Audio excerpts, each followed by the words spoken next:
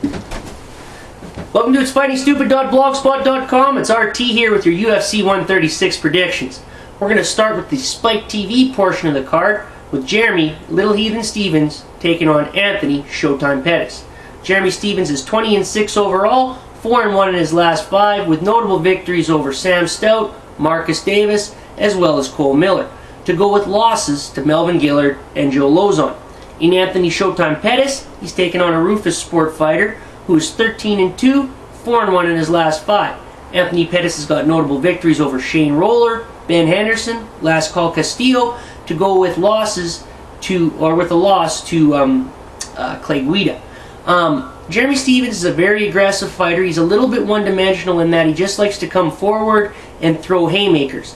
In Anthony Showtime Pettis, he's going to be dealing with a guy who has very good footwork, who's elusive, is extremely creative on his feet, and is pretty good on the ground as well. If Jeremy Stevens decides to take this to the mat, he's going to be dealing with a guy who has a fairly tricky guard.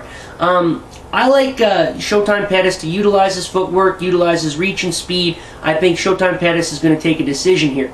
Moving up to the second fight on the Spike TV portion of the card, we've got Damian Maia taking on Jorge Santiago. Damian Maia is a very decorated Brazilian Jiu-Jitsu practitioner who's 14-3 in MMA and 3-2 in his last 5. He's got victories over Spider Grove, Kale Sonnen, as well as Mario Miranda, to go with losses to Mark Muniz, as well as Spider Silva. In Jorge Santiago, he's taking on a man who is 23-9 overall and 3-2 in his last 5. Jorge Santiago is probably most famous for his wars with Kazuo Masaki over in the Sengoku promotion. His last time out, he got KO'd in spectacular fashion by Brian Stan.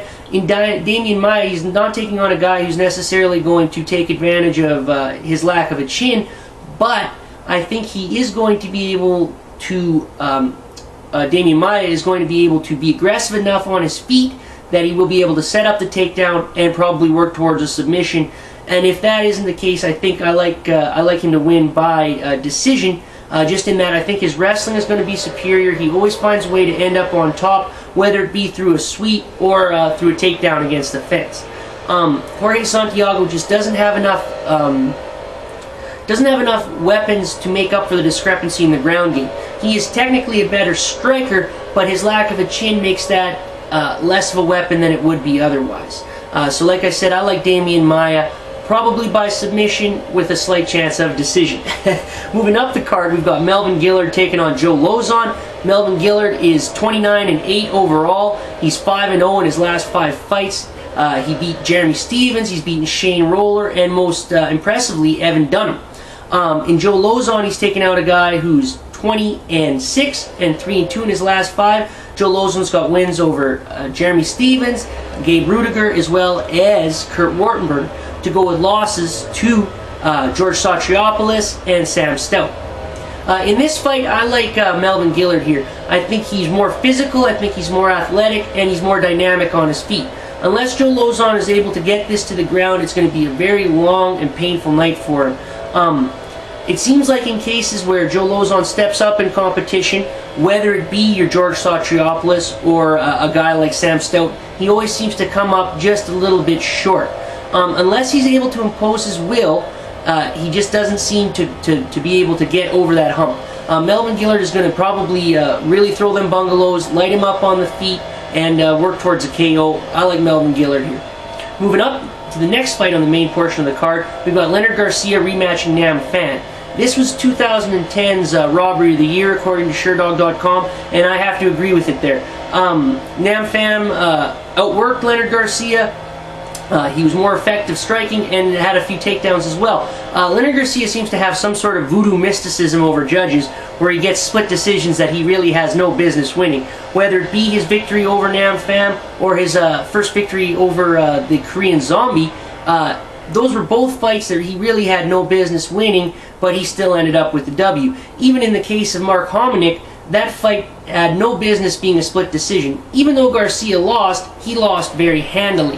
So how it ended up a split decision is beyond me. I think this fight is going to go very similar to the first fight. I like Nam Phan by decision just because he's more versatile. Leonard Garcia has really reverted into just throwing haymakers, and and not in any kind of technical fashion. At least with a guy like Jeremy Stephens, you know that those haymakers are coming in combinations and they're going to come precise.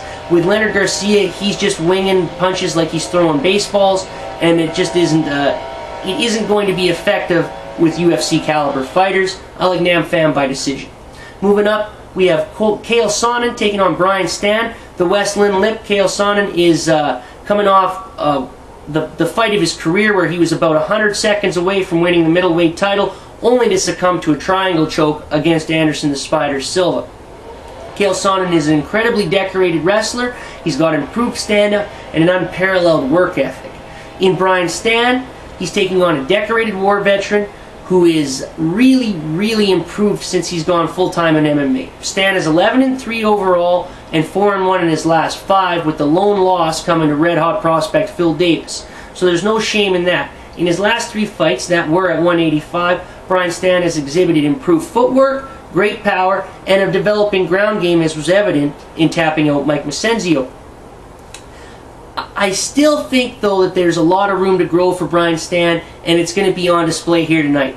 Mike Macenzio was able to take Stann down quite a bit and quite easily, and Mike Macenzio was no Kale Sonnen. I like Kale Sonnen to set up the takedowns with straight punches and just work him over on the ground. I think it's going to be a fairly one-sided decision. I like it 30-27 for Kale Sonnen.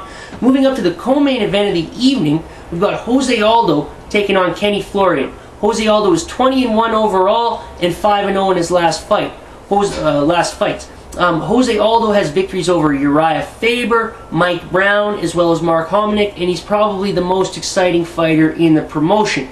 In Kenny Florian, he's taking on a guy who's 14-5 overall and 3-2 in his last fights. Kenny Florian is kind of taking his last kick at the world title picture here. He's come up short 2 times before in fights to Sean Shirk for the lightweight title, as well as a loss to BJ Penn for the lightweight title. This will be his first crack at 145, and his first crack at the 145 title, his second fight in the division. Kenny Florian has got a lot of good weapons. He's got good elbows. He's got vastly improved wrestling, and his conditioning is unparalleled. But in Jose Aldo, he's taking on a guy who just has too much. He's overwhelming. Those leg kicks are an absolute nightmare to try and deal with. He's very explosive and very dynamic on his feet. He's got excellent movement, and he does a very good job of mixing up his strikes. It makes it very hard to deal with. And if Kenny Florian is able to implement his wrestling and get it to the ground, I don't think that's going to be any picnic either. Jose Aldo's a Nova and Yao black belt, and though he hasn't had to exhibit it, apparently his ground game is really a sight to behold. I like Jose Aldo here, probably by TKO in the 2nd or 3rd.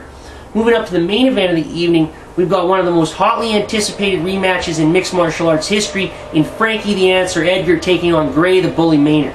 Anybody who saw the last fight between these guys knows that we're guaranteed to get fireworks here tonight. Frankie Edgar put on display one of the most excellent examples of heart in mixed martial arts, determination, and just the will to win.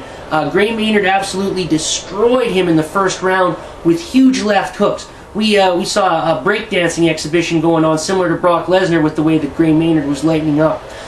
Over 300 strikes thrown in the first round, probably went on to affect the rest of the fight, but I think a lot of the things that Frankie Edgar was able to employ and was able to use successfully, he's going to be able to use here again against Gray Maynard.